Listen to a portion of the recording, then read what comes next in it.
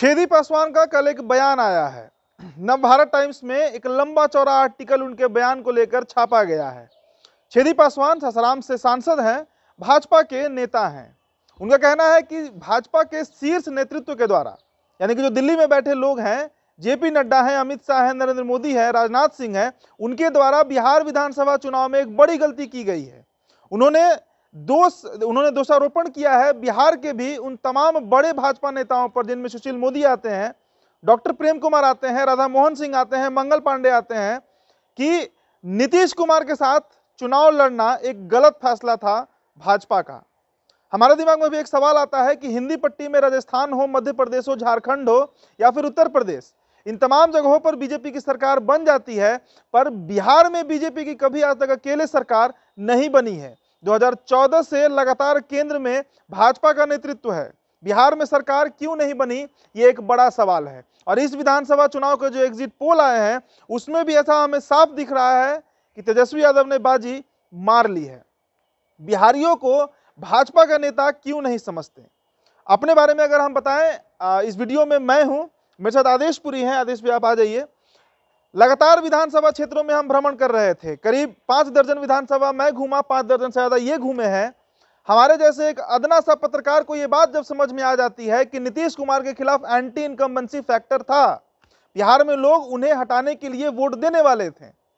क्या बीजेपी की जो आईटी सेल थी, बीजेपी के जो प्रखंड स्तर के नेता थे, बीजेपी के जो दिल्ली में बैठे बड़े बड़े नेता थे, उन्हें यह बात नहीं समझ आ रही थी कि नीतीश कुमार के साथ जाना एक गलत फैसला हो सकता है। चिराग पासवान ने इनका बहिष्कार किया, पर भाजपा फिर भी सेकंड फेज के वोटिंग तक इस बात पर अडिग रही कि भले ही हमें ज्यादा सीट आए पर मुख्यमंत्री नीतीश कुमार बनेंगे, और उसका परिणाम एग्जिट पोल में हमें देखने को साफ मिला है। आदेश भैया, पहला सवाल, आप भी हमारे साथ घूम रहे थे, बिहारियों को भाजपा समझ नहीं पाती है। देखिए, भाजपा जो है वो बिहार को लेकर हमेशा गलतफहमी में रहती है और रियलिटी को नहीं जान पाती है या जानने की कोशिश नहीं करती है। 2015 का ही आप चुनाव ले लें तो बयान आता है आरक्षण का समीक्षा को लेकर, तो उसके बाद तुरंत रिस्पांस करना चाहिए था बीजेपी को। 4-5 दिन लेट हो गया और उसी का असर हुआ कि इस पूरे उस बयान को जो है महागठबंधन ने यूँ कहे तो भुना लिया, लालू यादव भुना लिया। उसी तरह इस बार जो है, एक मेरी कार्यकर्ता से बात हो रही थी बीजेपी की, उन्होंने कहा कि हम लोगों को न चाहते हुए नीतीश के सामने फेंक दिया गया कि आपके जो है इंटरनल सर्वे 2-2 बार हुआ, फीडबैक लिया गया विधायकों से, सांसदों से, सब ने एक सुर में कहा कि नीतीश के साथ जाना हमारे लिए खतरनाक हो सकता है। और मुझे ये समझ में नहीं आता है कि बीजेपी एक संगठन वाली पार्टी है और संगठन का जो फीडबैक मिलता है उसी के अनुसार से अपनी रणनीति बनाती है, लेकिन जो इनकी पॉलिसी रही इस दौरान, एक तो नीतीश के खिलाफ नाराज़गी था, रोजगार का मुद्दा था जिसको नीतीश जो है काउंटर नहीं कर पा रहे थे। ऊपर से है कि आप लगातार नीतीश के पास एक नीतीश शरणम गच्छामी वाला नियम रहा कि कम भी सीट आएगा तो नीतीश बनेंगे, किसी भी हाल में नीतीश बनेंगे। ऐसा बीजेपी एक सरेंडर कर दिया था कि बीजेपी का ऐसा लग रहा था कि बिहार में उनका कोई नेता ना हो, बिहार को उनको अकेले चलाने की क्षमता ना हो। और जनता ये समझ गई कि बीजेपी जो है वो अकेले बिहार को नहीं चला सकती है, और उन्होंने एक 31 साल के युवा को की तरफ अपना ज़्यादा विश्वास दिखा दिया इतने बड़े पार्टी के बनिस्पत। तो बिहार को हमेशा से समझने में, बिहारी चाहे दिल्ली में हो चाहे बिहार में हो, दोनों जगह बीजेपी उनको नहीं समझ पाई, और ख़ासकर जो नरेंद्र मोदी हैं, अमित शाह हैं, जो नॉन बिहारी जो अभी शीर्ष नेतृत्व है वो एकदम से नहीं समझ पाया।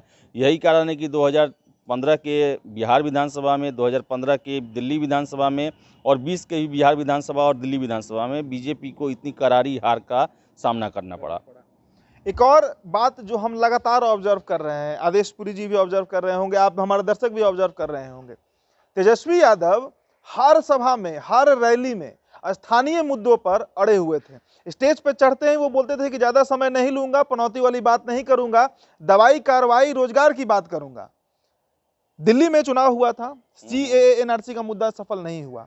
नरेंद्र मोदी बिहार आते हैं, दर्जनों सभा करते हैं, 370 का मामला उठाते हैं, राम मंदिर, हिंदू मुसलमान, पाकिस्तान चाइना, बिहारियों को कनेक्ट करने में ज्यादा सफल हुए तेजस्वी यादव। देखिए, आपको बता रहे हैं कि राजद ने अपने पूरी तरह अपने जो कलेवर होता है उसमें चेंजिंग ला दिया।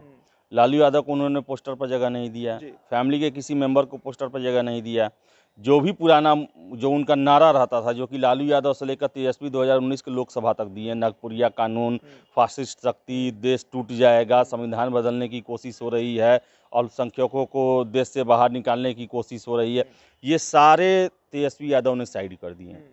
मतलब उन्हें लग गया, तेजस्वी यादव जो हैं वो काफ़ी जल्दी और इन नेताओं से जल्दी समझ गए कि बिहार की मांग जो है वो क्या है। कहने का मतलब है कि जितना बीजेपी कंफ्यूज रहा उतना ही सटीक समझे तेजस्वी यादव, और यही कारण था कि उन्होंने रोजगार का मुद्दा उठाया, दवाई, कमाई, सिंचाई, इन सब का मुद्दा उठाया, जो कि पहले जो राजद का होता था कि वो अपना जो एक पैटर्न था उसको अपनाते थे तो एक बहुत बड़ा वोटर ग्रुप को वो छोड़ भी देते थे, उनसे दूरी बना लेता था वो। जैसे अब वो अल्पसंख्यकों के लिए बात करते थे तो जो कट्टर सोच वाले थे वो अपने आप को उनसे अलग कर लेते थे। लेकिन एक ऐसा इन्होंने एक सार्वजनिक मुद्दा रखा जो हर एक आदमी के जीवन से जुड़ा हुआ है, और यही कारण है कि इनसे लोग ज़्यादा कनेक्ट होते चले गए, और यही काम बीजेपी और एनडीए ने नहीं किया। वो जो है अपने पुराने ढर्रे पे ही चले आ रहे थे, जो उनका एक पैटर्न है जो कि हर एक स्टेट में यूज करते हैं, वही स्टेट में उन्होंने यूज किया। फिर से है कि पर्सनल अटैक किए गए। अब तेजस्वी यादव के, लालू यादव ने जो गलतियां की, जरूरी नहीं है तेजस्वी यादव वो करेंगे, नहीं उनका वैसा अभी तक, वो भी सार्वजनिक जीवन में 5-6 साल से हैं, वैसा कुछ उनका ये रहा हो जिससे ये पता चले कि वो जंगल राज के एक उसको आगे कंटिन्यू करेंगे, बल्कि सॉफ्ट रहा इनका नेचर, बातें सुनते हैं, लोगों के बीच में जाते हैं। तो ये जो मैंने कहा कन्फ्यूजन, जो गलतफहमी रहती है भाजपा की, वो ख़त्म नहीं हो पाया। वही तेजस्वी ने उन सभी अपने पुराने चीज़ों को हटाकर एक नया स्टाइल, एक नया कलेवर रखा जो कि जनता के लिए ज़्यादा फेवरेबल था, ज़्यादा उसको जनता जो है अपनाना चाहती थी, ज़रूरत थी, वो समझने में कामयाब रहे। और यही उनको सबसे बड़ा जो अभी एग्जिट पोल में दिखा रहा है, सबसे बड़ा दल या सबसे बड़ा जो गठबंधन है, उसका सबसे प्रमुख कारण यही है। हमें याद है कि जब सेकंड फेज के वोटिंग चल रहे थे, 94 सीटों पर वोटिंग थी, उसके पहले तक भाजपा नीतीश कुमार के साथ होने का दावा कर रही थी, पर तीसरे चरण से पहले अगर जो 2 दिन का समय मिला था, 5 और 6 तारीख, 7 तारीख को चुनाव प्रचार थम गया था, इस बीच भाजपा में बदलाव दिखा।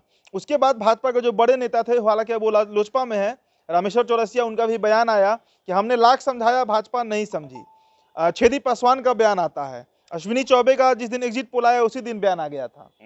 आपको लगता है आदेश जी कि अगर फर्स्ट फेज के बाद ही भाजपा इसको कंट्रोल कर लेती तो कुछ सीटें फायदा हो सकता था? देखिए, फर्स्ट फेज में वो नहीं था, जनता मन बना चुकी थी। ये कंट्रोल होता नॉमिनेशन से पहले। नॉमिनेशन से पहले ये करते हैं तो, क्योंकि हम लोग जो हैं 2 महीना पहले से ही घूम रहे थे क्षेत्र में, उस समय ही लोग मूड बनाना शुरू कर दिए थे, और उसके बाद से बीजेपी की तरफ से कोई भी उसके, ये कहा था ना कि जवाब में कोई प्रस्तुत नहीं किया गया कुछ भी। और सबसे बड़ी बात मैं एक और बता दूं आपको कि ये राजद का अपने आप में काफ़ी अनोखा चुनाव था कि पूरे चुनाव के दौरान राजद जो है किसी भी तरह के विवाद में नहीं फंसी, ना अपने कार्यक्रम को लेकर, न अपने बयानों को लेकर, न सभा को लेकर, न ही कोविड प्रोटोकॉल को लेकर।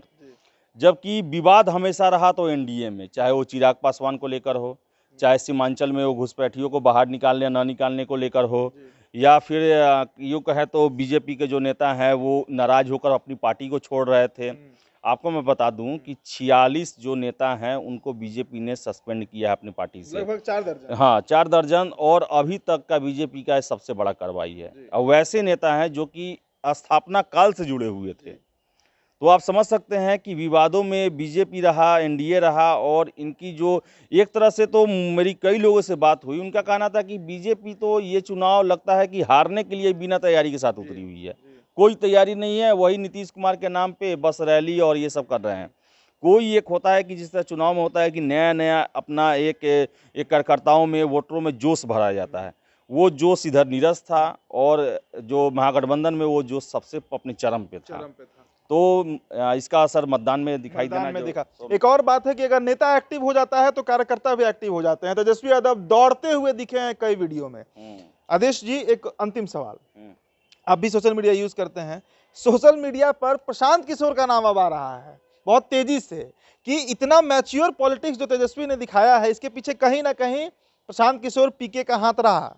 तेजस्वी यादव से खुन्नस था उन्हें, और बदला उन्होंने लिया है नीतीश कुमार से। जी देखिए, जब कोई जीतता है तो उसके पीछे बहुत सारे लोगों का योगदान होता है, और मैं केवल पीके का नाम नहीं लूँगा, हो सकता है कि पीके जो हैं वो दुश्मन का दुश्मन दोस्त होता है, तो जो उनको बहुत सपोर्ट किए हों, लेकिन इसके अलावा भी जो तेजस्वी यादव का जो इस बार स्टाइल रहा है वो सब कुछ पसंद किया है उन्हें, ऐसा नहीं है। और जो भी उनकी टीम है, जो भी उनको जो इन्होंने जिस मुद्दे को लेकर चुनाव में जाने का राय दिया वो काफ़ी अच्छा था। और आगे भविष्य की जो राजनीति है बिहार में वो इसी आधार पे होने वाली है। जात पात और अब वो बांटने वाली और ये सब चीज़ अब खत्म होने वाली है। और रही बात पीके की, तो देखिए अंदेशा कुछ भी लगाया जा सकता है, लेकिन पीके अभी कहाँ है, किस शहर में है, क्या कर रहे हैं, कोई नहीं जानता है। छुप के ही काम करते हैं वो। छुप के ही काम करते हैं, लेकिन टेंडर तो खुलेआम लेते हैं ना। हाँ।